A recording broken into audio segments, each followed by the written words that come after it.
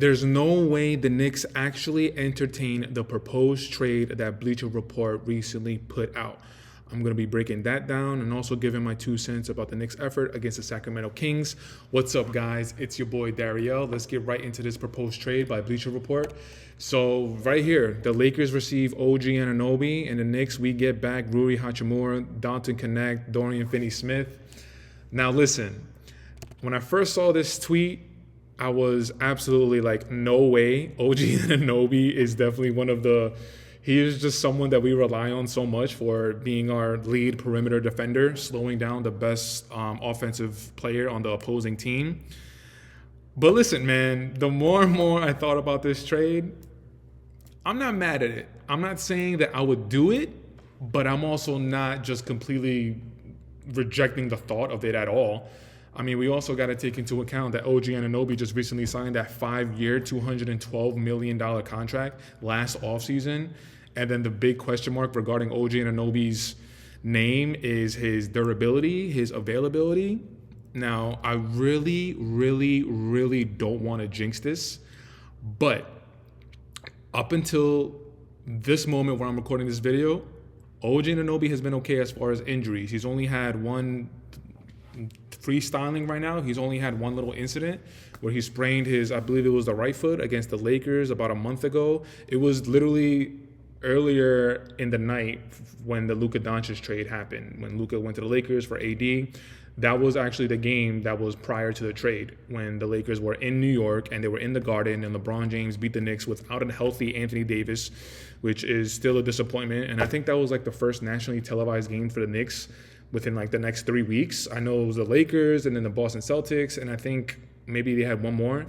But anyway, neither here nor there. OG Anunoby's durability is definitely something that we got to keep an eye on. And up until this point, he's been good, but let's take a look into last season. Last season, he was good regular season, but then he actually broke down in the actual playoffs, straining that hamstring, which made him look like a complete zombie in Game 7 of the Eastern Conference semifinals against the Indiana Pacers. That's a rough one to relive. That's a rough one to talk about again.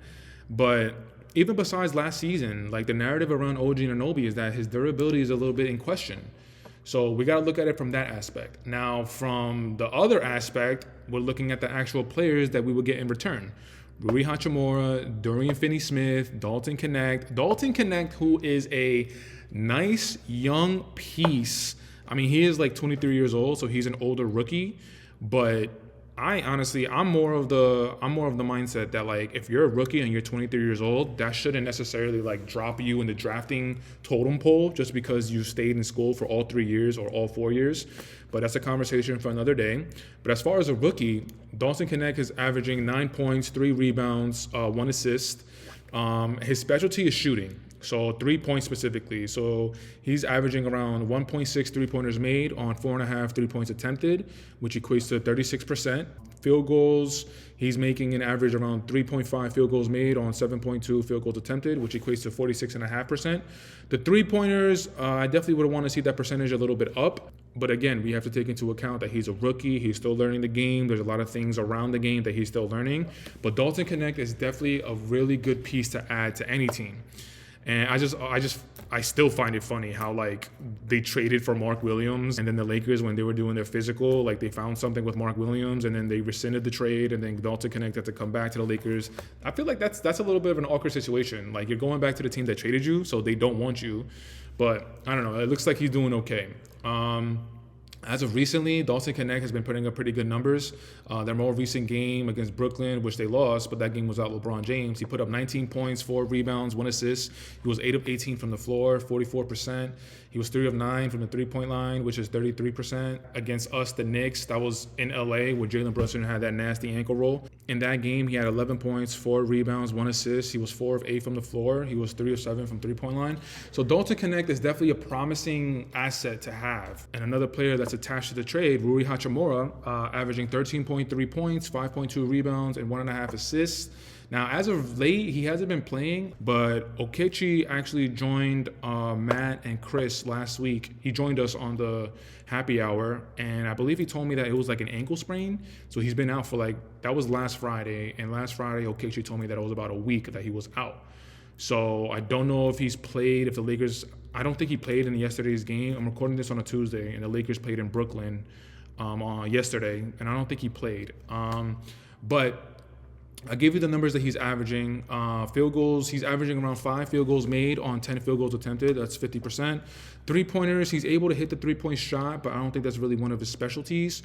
He's averaging around 1.7 three-pointers made on 4 three-points attempted. So that's 41%. I mean, the volume for three-point attempts, I don't really necessarily know if you can count that.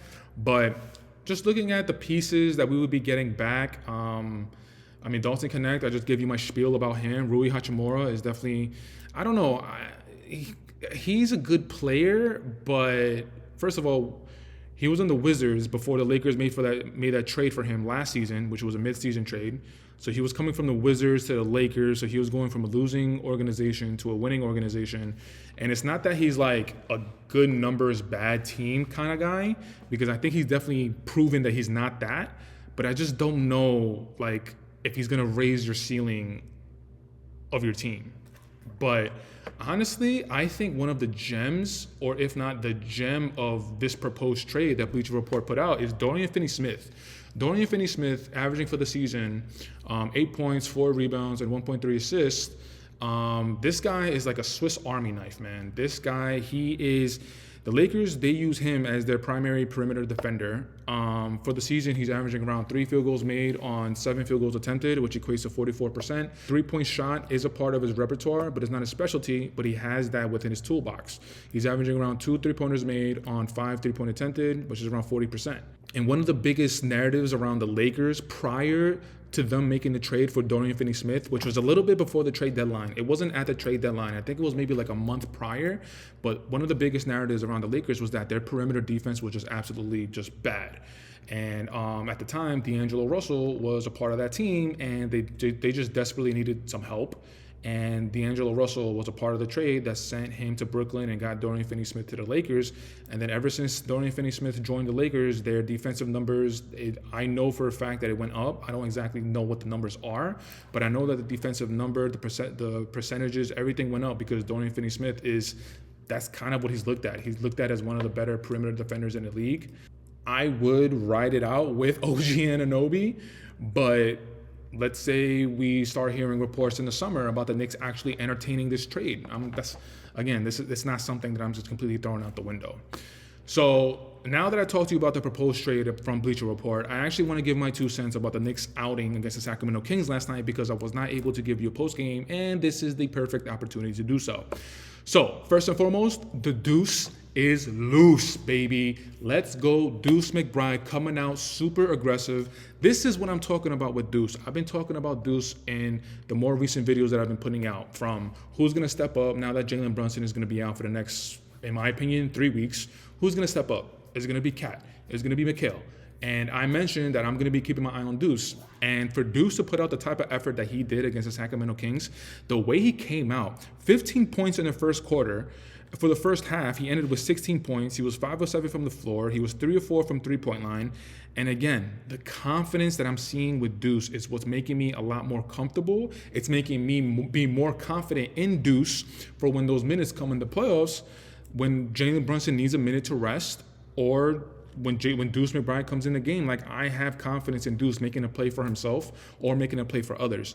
Now, playmaking for others is not really his strong suit, but making a play for himself is, like, we've been seeing as of late, and especially this whole season.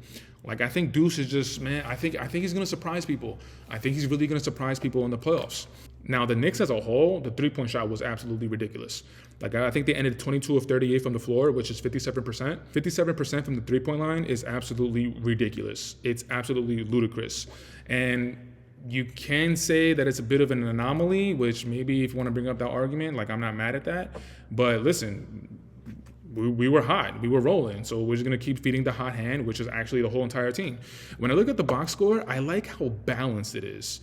So we'll start off with Cat. So Cat ended with 26 points, 8 of 15 from the floor, 3 of 6 from three-point line, 7 of 9 from the free throw line, grabbing 9 rebounds, 3 assists, 1 steal, 1 block in the 28 minutes that he played. Behind Cat, we had OG Anunoby. OG Anunoby with 24 points, 7 of 15 from the floor, 3 of 7 from three-point line, 7 of 8 from the free throw line, grabbing 7 rebounds, 8 assists, 5 steals in the 37 minutes that he played. Now behind OG Anunoby, we got Deuce McBride. I gave you Deuce McBride's numbers in the first quarter and in the first half, but Deuce McBride's numbers as a totality in the game: 21 points, 7 of 11 from the floor, 4 of 5 from three-point line, 3 of 5 from the free throw line, dishing out 7 assists with 3 rebounds, with 2 steals in the 32 minutes that he played. Behind Deuce McBride, we got Josh Hart, 18 points, 6 of 11 from the floor, 4 of 6 from three-point line, converting all 2 of his free throws, grabbing 6 rebounds with 3 assists in the 31 minutes that he played. Mikal Bridges, 15 points, 6 of 10 from the floor, 1 of 3 from three-point line, 2 of 2 from the free throw line, 3 rebounds, 8 assists in the 34 minutes that he played. Again, that starting 5, like it just looks great. The balanced field goal attempts from everybody, and when you were actually watching the game last night, the body movement and the ball movement was absolutely chef's kiss. Now, some of it you can actually make that towards the Sacramento Kings, because I don't know what's going on with them. I don't really follow Sacramento Kings, but that team, it just seems very clunky. The fit with Zach, DeMar, Malik Monk. Malik Monk, yesterday was his first game back in I think a couple weeks because he was out with like a sprained toe. But Malik Monk, I think he was taking over the point guard position ever since they shipped out De'Aaron Fox to the Spurs. But yeah, that fit with that team just seems clunky, and I'm not sure exactly what's going on with that team. But as far as the Knicks, man, like I was super impressed. I was super happy that we were not going to go 0-4 from the last week's game against the Golden State Warriors, where Steph Curry came into the Garden and just completely just babied us. So we lost against Golden State. Then we lost against the Lakers, which was the game where Jalen Brunson rolled his ankle. And then we lost against the Clippers. We would have been 0-4 if we lost yesterday's game against the Sacramento Kings. But I really like how everybody stepped up to the plate. I really like, obviously, talking about Deuce. I really like how aggressive he was coming out of the just starting the game. As much as I liked how the starting 5 looked, we do got to keep an eye on the bench moving forward. Mitchell Robinson, he's still getting his legs underneath him, so I understand that. I'm not really talking about him, but Mitchell Robinson played 16 minutes. He was 1 of 1 from the floor.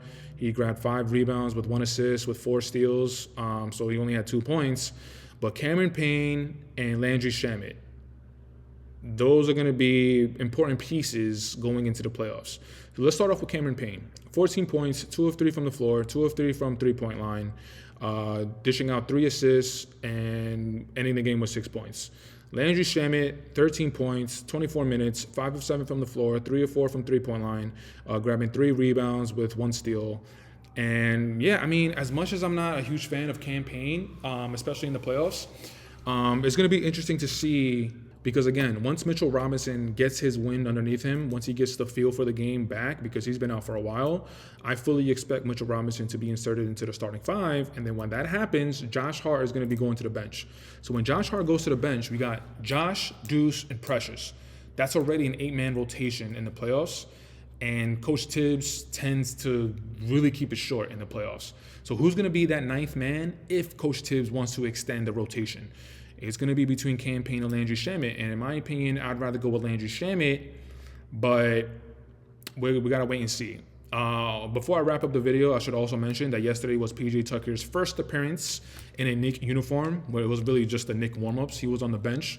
But there's been a couple of quotes that PJ Tucker has been putting out since he signed that 10-day contract. And I put out a video talking all about that, about what he's able to bring to the team. Make sure to go check that out. But yeah, a couple of quotes was basically what I thought and what I said in my videos. He just said that he wanted to bring some sort of veteran leadership, some championship experience to the team, wanting to help them propel to get to where they want to get to, which is the Eastern Conference Championship and also the NBA Finals. So I don't know if PJ Tucker is necessarily going to get rotational minutes, especially in the playoffs, but it was nice to see him on the bench. It might be like a Josh Hart and PJ Tucker type of bromance going on, because when Josh Hart was hitting those 3-pointers, like he was directly looking at PJ Tucker and he was pointing to him. So there might be a little bit of a bromance going on there. But guys, listen, I want to say thank you so much for checking out this video. bit of a lengthy one, but yeah, I had to give my 2 cents about the Sacramento Kings game last night because I wasn't able to do it last night. And leave it in the comments. Let me know what you guys think about this proposed trade that Bleacher Report put out that would send OG Anunoby to the Lakers, and the Knicks would receive Rui Hachimura, Dalton Connect, and Dorian Finney-Smith. But of course, you guys know the drill. You guys know the vibes. Queens get the money. Queens forever. Queens get the money long time, no cash. Jalen Brunson for a speedy recovery, always. Hopefully you get back on your feet sooner than later. The deuce is loose for co-MVP. Deuce, keep it up, bro. I really like what I saw from you last night against the Sacramento Kings. OG Anunoby for Defensive Player of the Year. Taj Gibson for President. And until next time, you know what it is. Queens, baby. I'm out. Peace.